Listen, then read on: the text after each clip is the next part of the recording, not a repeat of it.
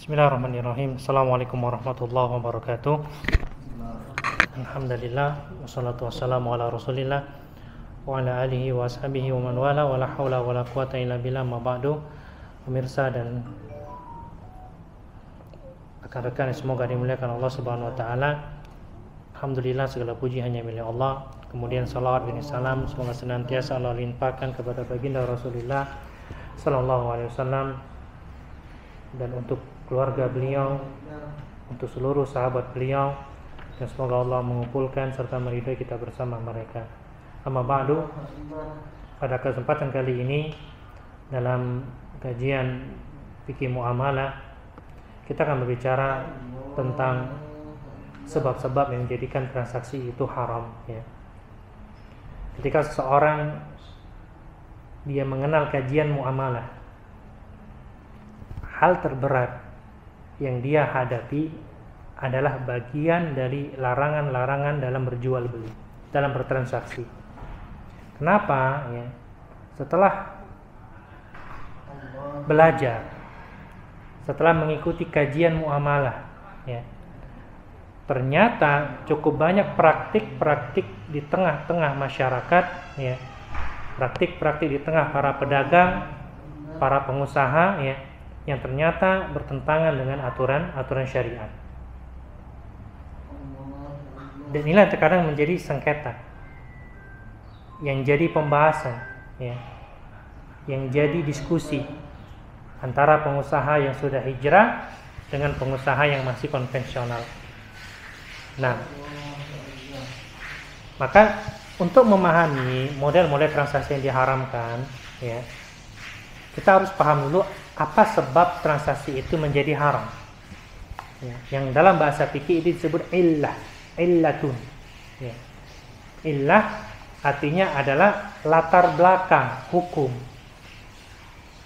Kalau kita paham latar belakang hukum, kenapa transaksi ini diharamkan, maka kita insya Allah punya pegangan dan bisa menilai apakah transaksi ini nantinya yang kita akan jalankan ini sesuai syariat, halal, ataukah bertentangan dengan syariat alias haram, ya. Nah, kalau bicara illah, ya, latar belakang transaksi itu haram itu karena 3 sebab. Yang pertama, mengandung unsur kezaliman, apapun itu, ya. Yang kedua, mengandung unsur gharar yang besar. Gharar artinya ketidakjelasan. Dan yang ketiga, mengandung unsur riba. Baik. Dan kita akan kupas 3 permasalahan tersebut, ya, yang menyebabkan transaksi menjadi haram secara terperinci insyaallah, ya. Namun sebelum kita memperincinya, ada beberapa poin yang harus kita pahami tentang transaksi yang haram. Baik. Yang pertama, jual beli yang diharamkan itu hanya sedikit. Karena kenapa?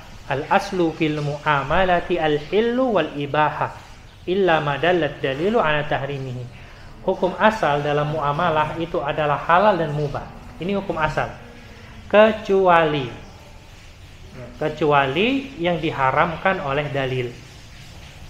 Kalau kita bicara bab istisna, ya, pengecualian, yang dikecualikan itu lebih dikit, ya. Semua murid datang kecuali Umar, berarti kan cuma 1 yang nggak datang. Semua transaksi halal kecuali yang diharamkan oleh dalil. Jadi kalau bicarakan haram, itu mana dalilnya? Kalau nggak ada dalil yang mengharamkan, ya, maka transaksinya hukum asalnya adalah mubah alias halal. Baik. Nah, karena ini, ya, kalau ada yang mengatakan setelah belajar, ya, setelah tahu kajian, ternyata yang haram itu banyak yang dilarang, ya. Ini riba lah, ini gharar lah, ini zalim lah, ya. Akhirnya sebagian orang nggak usah belajar lah kalau begitu, ya. Karena kenapa? Dikit-dikit haram, dikit-dikit riba, dikit-dikit zalim, dikit-dikit gharar, ya. Sedangkan transaksi di tengah-tengah masyarakat kebanyakan itu semua isinya. Kalau begitu kita nggak usah belajar. Baik. Ungkapan seperti itu, ya. Ada dua kemungkinan sebabnya. Yang pertama ya, saking banyaknya transaksi haram yang ditemukan ya di tengah-tengah masyarakat ya, sehingga merasa itu semua kena larangan syariat. Atau kemungkinan kedua, ya bisa jadi suuzon kepada syariat. Karena pada asalnya yang halal itu kan lebih banyak, ya kan, dibandingkan yang haram. Tapi itulah yang dikatakan Nabi kita Shallallahu Alaihi Wasallam. Kita ini umat akhir zaman. Ya. Hadis riwayat Imam Bukhari. Nabi kita SAW mengatakan, la ya'tiyanna 'alan nasi zamanu la yubailiyal mar'u bima akhadzal mal. Akan datang satu zaman ya, di mana orang-orang enggak peduli lagi dari mana dia dapat harta. Amin halalin amin haram. Apakah dari halal ataukah dari yang haram, enggak peduli lagi. Dan kita rasa-rasanya sudah berada di zaman itu. Nah, sehingga ya, catatan pertama yang harus kita pahami, transaksi yang haram itu lebih sedikit daripada yang halal. Nah, kemudian yang kedua ya, apabila muamalah tersebut diharamkan syariat, itu ada tujuan besar di balik itu. Ada misi besar di balik itu ya. Baik. Di antaranya apa? Mewujudkan kemaslahatan di tengah-tengah masyarakat. Allah ketika buat aturan ya, Allah tuh nggak punya kepentingan gitu loh. Beda dengan kita manusia. Kalau kita diberikan kesempatan buat aturan, kita punya kepentingan di dalamnya. Entah kepentingan pribadi, entah kepentingan keluarga, ya kan? Aturan dibuat untuk memuluskan kepentingan kita. Itu kalau manusia. Tapi kalau Allah Subhanahu wa taala buat aturan, Allah enggak punya kepentingan, ya. Allah enggak butuh dengan kita. Allahu Samad kok, ya. Allah itu kan yang segala sesuatu bergantung padanya, dan Allah enggak butuh dengan sesuatu apapun. Baik. Sehingga kita mau jadi hamba yang taat itu juga enggak ada manfaatnya untuk Allah. Ya, yang bermanfaat itu untuk kita sendiri. Kita mau maksiat juga tidak akan membahayakan Allah, justru membahayakan diri kita sendiri. Baik. Makanya ya, manusia itu Allah sifati di surah Al-Ahzab ayat 72, innahu kana zaluman jahula. Ya, manusia itu zalimnya minta ampun, bodohnya minta ampun juga. Ya. Sudah sangat zalim, bodohnya minta ampun. Makanya karena manusia itu zalim dan bodoh, dia sering protes dengan aturan Tuhannya. Ya. Kenapa? Ya. Karena kalau mereka suka melanggar aturan, yang dia bahayakan diri mereka sendiri, zalim sudah. Kenapa manusia itu bodoh? Karena tidak sadar ketika dia melakukan kesalahan, dia merasa nggak salah. Dia nggak tahu bahwa itu kedurhakaan, yang akhirnya membahayakan diri dia sendiri. Ya.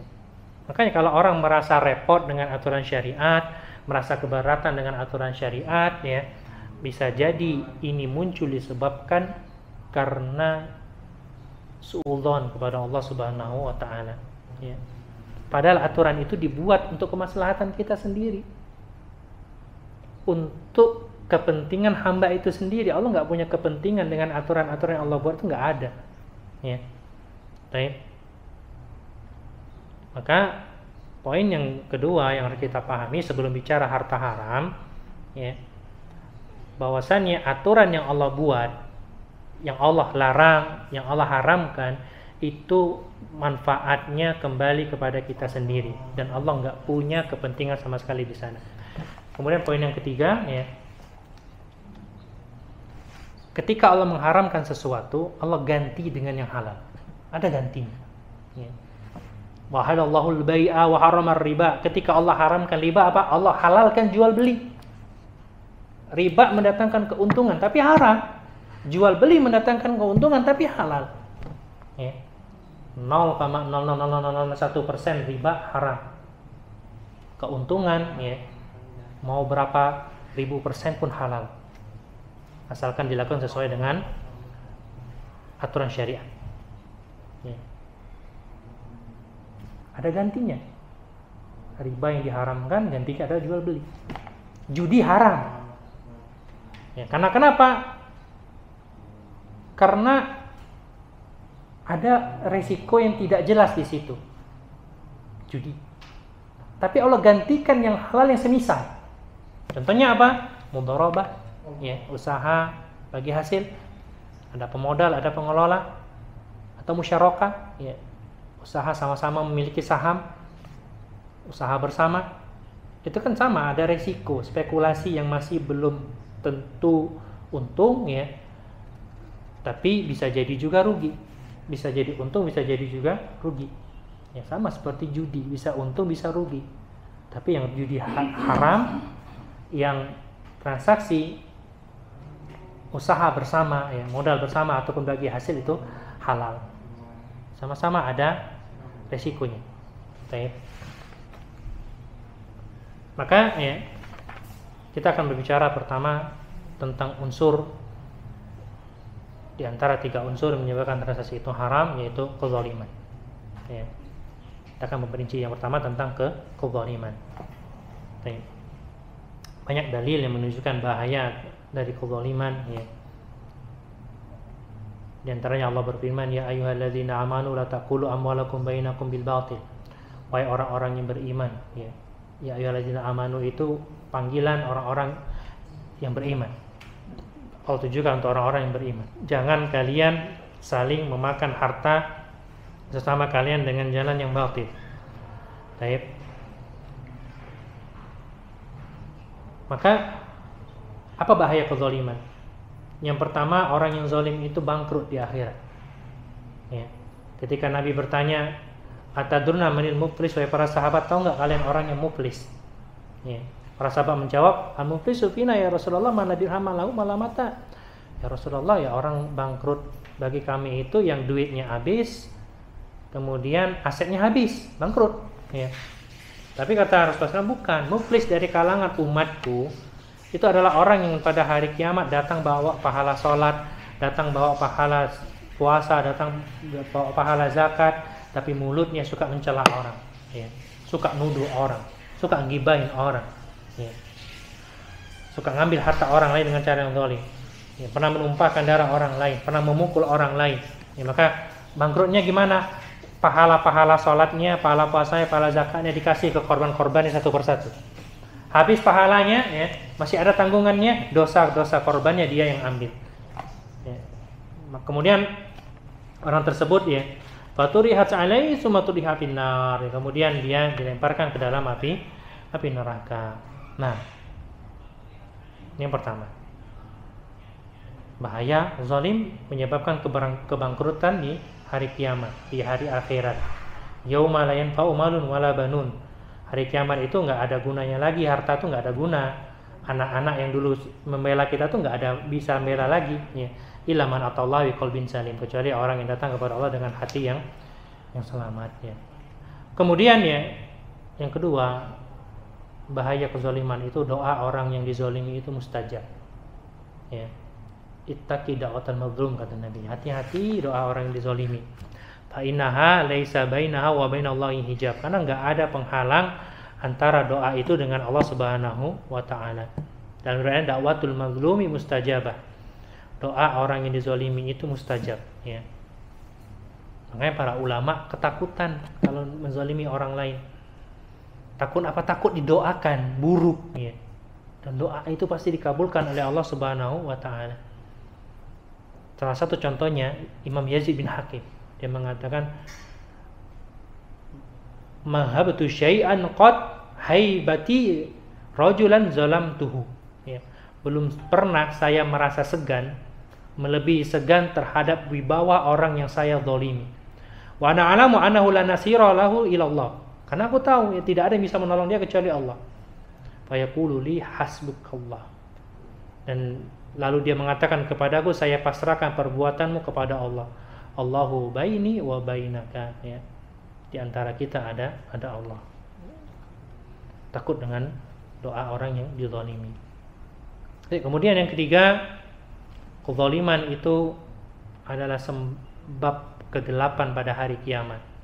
Karena seseorang akan berjalan sesuai cahaya masing-masing nanti pada hari kiamat. Yauma yaqulul munafiquna lilladzina amanu, ketika orang-orang munafik mengatakan kepada orang-orang beriman, unzuruna naktabis min nurikum, ya. Tunggu kami ingin numpang cahaya kalian.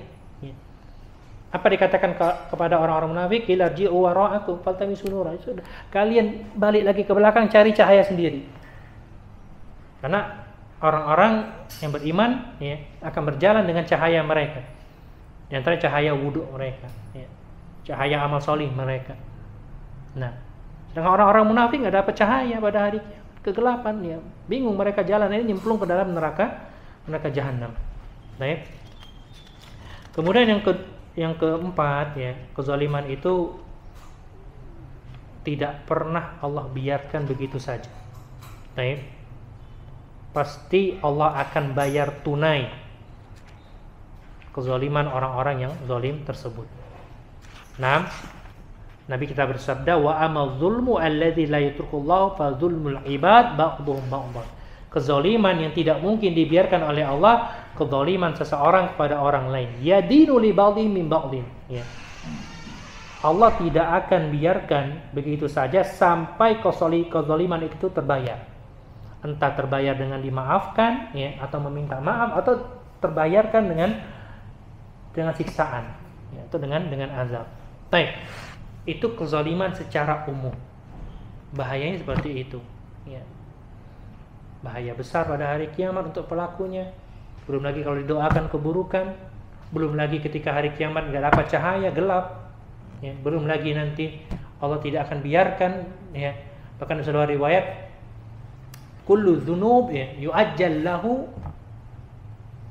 li fa'ilihi yaumal qiyamah. Semua dosa itu Allah tangguhkan pembalasannya pada hari kiamat. Artinya dikasih kesempatan untuk tobat selagi haid masih di kandung badan. Ila salasa, kecuali 3 dosa. Ya. Yang pertama dosa kezaliman. Ini Allah akan segerakan, ya, balasannya di dunia sebelum dia meninggal dunia. Yang kedua dosa durhaka kepada orang tua. Dan yang ketiga adalah dosa memutus silaturahim. Ya. 3 dosa ini disegerakan hukumannya di dunia sebelum nanti orang tersebut meninggal dunia. Ya, maka hati-hati dengan dosa kezaliman. Baik. Bicara kezaliman dalam muamalah. Contohnya gimana? Yang pertama nipu. Baik. Man ghasya falaysa minni. Kata Nabi SAW, barang siapa yang menipu, dia bukan bagian dariku. Nabi pernah melewati pasar, ya. Kemudian beliau SAW melihat pedagang gandum. Jadi gandum itu ditumpuk sama pedagang tersebut. Ternyata, ya, yang di atas itu yang bagus, yang di bawah itu yang basah. Kemudian kata Nabi SAW, apalah jangan tahu faqat ta'am. Kenapa enggak taruh di atas yang basah ini? Kayak rohuna, orang tahu ini kualitasnya basah. Man ghasya falaysa minni. Barang siapa yang menipu, maka dia bukan golonganku. Ya. Menipu. Buah yang bagus-bagus taruh di atas, yang jelek-jelek taruh di bawah. Nanti kalau orang yang mau beli itu lalai, ya, nggak awas dengan barang beliannya, ditukar dengan yang busuk misalkan. Hati-hati pedagang itu. Ya. Jangan sampai dia melakukan penipuan. Untuk apa cari untung yang sedikit, ya, kalau ternyata itu akan menjadi kesengsaraan di akhirat nanti. Nah, demi untung yang tidak seberapa. Kemudian di antara bentuk kezaliman dalam jual beli itu jual beli najasyi. Ya. Apa itu jual beli najasyi yang dilarang oleh Rasulullah Shallallahu Alaihi Wasallam? Ya. Ada 3 model. Baik. Yang pertama pura-pura nawar padahal tidak ingin membeli. Nah, ya. Dia dari awal sudah nggak ada niat beli, tapi pura-pura aja nawar gitu loh. Beda kalau orang dia niat beli, kemudian dia taruh menawar, kemudian nggak jadi, ya. Dia sudah ada niat beli. Tapi yang dilarang ini nggak ada niat beli sama sekali, tapi pura-pura nawar. Nah, ini dilarang, zalim, ya, sama pedagang. Kemudian yang kedua, memuji barang yang dijual padahal aslinya tidak seperti pujian. Oh ini bagus ini, ya. Ini salak pondo misalkan, ya. Padahal bukan. Ya. Ini mangga harum manis padahal bukan. Ya. Jadi dipuji barang jualannya, terlihat kesannya bagus ya, padahal nggak seperti itu hakikatnya. Kan nipu namanya. Kemudian di antara bentuk jual beli Najasyi juga menyebutkan harga modal secara dusta. Ya. Jadi kan nggak disyariatkan harus menyebutkan harga modal, tapi ketika harus menyebutkan harus jujur dong. Ya. Jangan kita katakan modal 20.000, kita modalnya 25.000, ambillah 26.000, biar untung 1.000 biar jadilah. Ya padahal dia sudah untung 5.000 dengan menyebutkan harga modal berdusta tadi. Ini enggak diridhoi dalam syariat kita, ya enggak boleh, ya. Nah, Nabi SAW an najash, ya. Nabi melarang dari jual beli najash, yaitu jual beli yang seperti kita sebutkan tadi. Kemudian yang dilarang berikutnya adalah al-ihtikar, yaitu menimbun barang untuk memonopoli pasar. Menimbun barang, ya. Kemudian disimpan sehingga akhirnya masyarakat sulit mendapatkannya, padahal masyarakat sangat membutuhkan, sengaja disimpan biar harganya naik, ketika sudah naik baru dikeluarkan, dijual. Tujuannya apa? Untuk memonopoli pasar. Dari Ma'mar radhiyallahu taala anhu, Nabi SAW bersabda, "Man ihtakara fa huwa khati'." Barang siapa yang menimbun barang, maka dia telah berbuat dosa. Ada dua keadaan menimbun barang itu diharamkan. Yang pertama, menimbun di saat barang itu langka. Menimbun minyak saat dia langka, menimbun gas saat dia langka, ya, menimbun beras saat dia langka, ya. Maka ini perbuatan dosa. Tapi kalau ketika keadaan normal, barang melimpah, itu tidak termasuk menimbun.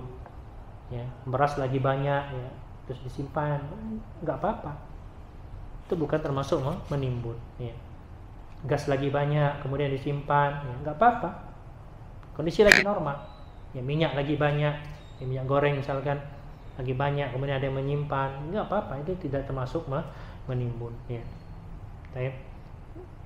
Yang haram kalau barang mulai langka baru dia nimbun. Nah, itu baru yang haram.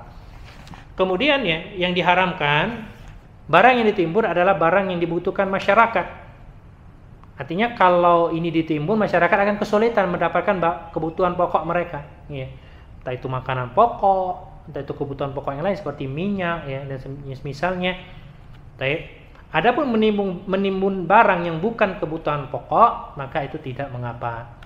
Yang dia bukan termasuk kebutuhan pokok. Ya. Termasuk diantaranya adalah seorang produsen mengeluarkan barang limited edition. Ya. Itu bukan termasuk menimbun, ya. Bukan termasuk ihtikar. Kenapa? Ya. Karena kekayaan intelektual diantaranya adalah hak cipta, merupakan properti murni milik produsen tersebut atau perusahaan tersebut, sehingga dia berhak memproduksi sesuai keinginan dia. Ya. Dan biasanya barang limited edition itu bukan termasuk barang kebutuhan pokok. Ya, ini bukan termasuk ihtikar. Nah, ini yang pertama, itu keghaniman. Kemudian yang kedua goror. Nah, goror ini agak panjang, ya. Kita ambil sebagian dulu pada hari ini. Insyaallah pada pertemuan berikutnya kita selesaikan tentang masalah goror. Goror itu dari kata gorrara yughriru tagriran, ya. Posisi bahaya artinya. Itu secara bahasa. Goror juga bisa bermakna al-khida, menipu. Ya, wala yaghurrannakum billahi ghurur, jangan sampai si penipu yaitu syaitan itu memperdaya kalian, ya, dalam mentaati Allah. Gharar, ya, menipu. Baik. Nah, secara istilah gharar itu seperti yang dikatakan Syekhul Islam Ibnu Taimiyah dalam Qawaid Nuraniyahnya, al-gharar huwal majhulul aqibah. Gharar itu adalah jual beli yang tidak jelas konsekuensinya. Baik. Jadi menyebabkan adanya spekulasi, untung-untungan, baik pada barang ataupun pada harga, ya. Mirip-mirip dengan judi. Cuman bedanya judi itu pada permainan, sedangkan gharar itu pada transaksi. Beda cuma di situ. Ya, judi itu pada permainan, sedangkan goror itu pada transaksi. Tapi konsekuensinya sama, nggak jelas. Nah, tapi judi lebih besar keburukannya. Kenapa? Judi ini penyebab permusuhan, judi ini penyebab kebencian, ya. Judi ini penyebab untuk orang-orang agar tidak mengingat Allah Subhanahu wa taala, ya. Judi ini penyebab orang jadi lupa daratan, ya. Maka judi itu diharamkan tanpa kecuali. Contoh bentuk goror yang mudah kita jumpai, ya, teman-teman yang hobi mancing dengarkan. Pemancingan 1 jam bayar 100.000. Ya, tidak peduli dapat ikan berapapun, yang penting 1 jam bayar 100.000. Bisa jadi 1 jam nggak dapat ikan, bisa jadi 1 jam dapat ikan yang banyak. Kalau nggak dapat ikan, yang rugi pemancing. Kalau dapat ikan yang banyak, yang rugi adalah yang punya kolam. Ini namanya goror, ya, untung-untungan. Ini dilarang meskipun saling ridho. Sama riba, meskipun saling ridho itu haram. Itu juga goror. Ya, kan tidak apa-apa. Kami suka sama suka. Ya. Yang punya kolam suka, ya, kami juga suka mancing. Ya, misalkan haram. Ya. Orang zina suka sama suka, apakah jadi halal? Kan tidak. Tetap namanya haram. Nah, di masa jahiliyah, orang-orang jahiliyah ini kreatif. Jadi transaksi mereka macam-macam. Ya, kebanyakan goror. Nah, makanya banyak hadis menyebutkan contoh-contoh transaksi goror di zaman jahiliyah. Di antaranya ada bai'ul asbil fahli, ya, jual beli sperma penjantan. Jadi peternak punya hewan betina, mau dikawinkan, tapi dia nggak mau mengawinkan dengan hewan jantan secara langsung karena nanti anaknya akan bagi hasil, ya. Jadi yang dia lakukan apa? Dia beli spermanya aja. Jadi dibiarkan kawin 2 hewan ini, ya. Nanti, ya, dibayar jasa kawin hewan itu. Nanti sperma itu dibayar. Ya, sperma hewan itu dibayar. Nah, ini kan peluang hamil atau tidak nantinya hewan itu kan masih bersifat tidak jelas, ya, maka ini dilarang. Ini terjadi di zaman jahiliyah. Kemudian juga ada habalul habalah, ya, jual beli habalul habalah. Apa itu habalul habalah? Jadi misalkan orang punya unta, ya, unta ini lagi bunting. Nah, anak dari unta yang dalam kandungan itu yang dijual. Nah, itu namanya habalul habalah. Jadi bukan janin unta itu yang dijual, tapi anak dari janin itu nanti yang dijual. Ya. Ini kan sama saja dengan bai'ul maqdum, jual beli sesuatu yang belum ada. Ya. Janinnya saja belum tentu lahir selamat. Ini anaknya janin yang dijual. Janinnya saya belum tentu betina. Ya. Atau model habalul habalah kedua adalah jual beli, tapi pembayarannya berkaitan dengan lahirnya anak onta, ya, yang masih ada dalam kandungan. Jadi onta yang lagi bunting tadi, janinnya kalau punya anak baru dibayarkan transaksi jual belinya. Kalau janinnya belum punya anak, ya sampai kapan pun tidak dibayar. Ya, artinya nggak jelas kapan bayarnya, nggak ada batas waktu. Ya, ini kenapa transaksi habalul habalah itu dilarang, karena nggak jelas. Sehingga dalam transaksi jual beli, apabila ketidakjelasan itu terkait pembayaran, apakah itu waktu pembayaran atau cara pembayaran ataupun bendanya, ya baik goror itu dari penjual ke pembeli, ya, maka itu dikatakan transaksi yang haram. Kemudian ada transaksi munabazah dan mulamasa. Apa itu munabazah? Kalau munabazah itu orang menjual kain, ya, dengan cara dilempar. Kain manapun yang kena, maka itu yang dibeli, itu yang dijual, tanpa boleh melihat kualitas kain tersebut, ya.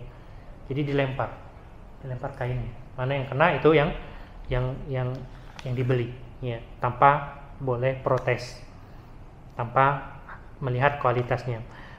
Kemudian ada jual beli mulamasa. Kalau mulamasa ini, ya, jual beli kain tapi dia nyentuh cuman mejem ya, aku beli yang ini misalkan, tapi nggak lihat, cuma boleh meraba saja.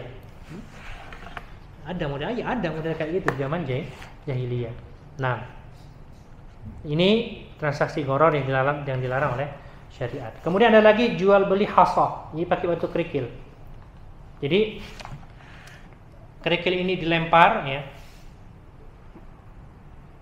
Apabila kerikil ini dilempar kepada engkau, maka transaksi jual belinya itu sah. Jadi transaksi terjadi bukan karena ridho sama ridho, tapi karena untung-untungan ya. Ya, kalau kerikil itu nggak kena, jika jadi transaksi. Kalau kena, jadi transaksi seperti itu. Kemudian juga jual beli ijon ya. Nah, yang dilarang oleh Nabi SAW, naha bai'ul simar hatta tuzhiyah.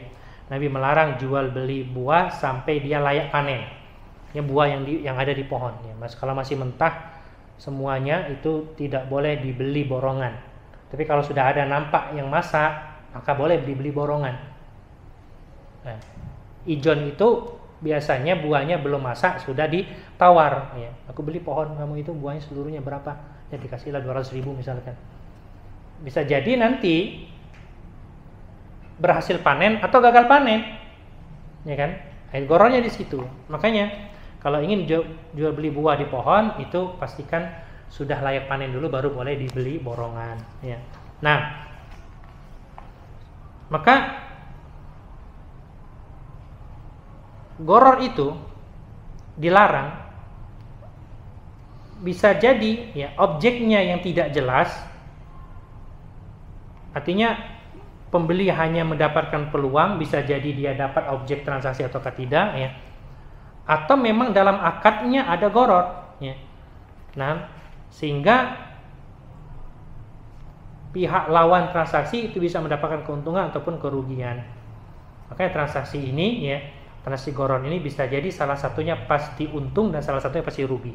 Makanya dilarang. Sedangkan jual beli itu sama-sama cari untung ya.